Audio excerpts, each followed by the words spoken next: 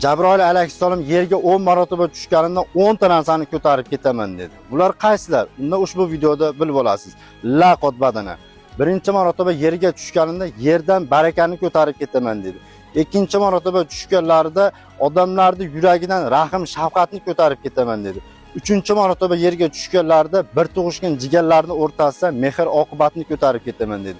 To'rtinchi marotaba tushganlarida podshohlardan adolatni ko'tarib ketaman dedi.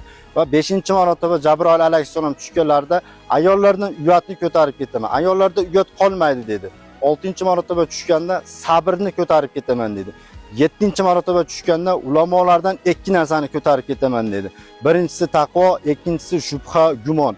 8-marotaba tushganda boylardan saxovatni ko'tarib ketaman dedi. 9-marotaba tushganlarida Qur'onni ko'tarib ketaman dedi. Va 10-marotaba tushganda iymonni ko'tarib ketaman dedi. Iymonni ko'tarib ketganda qiyomat qaym bo'lar ekan. Endi bir tafakkur qilib ko'ring. Jabroil alayhissalom qanchasini ko'tardi va qanchasi qoldi?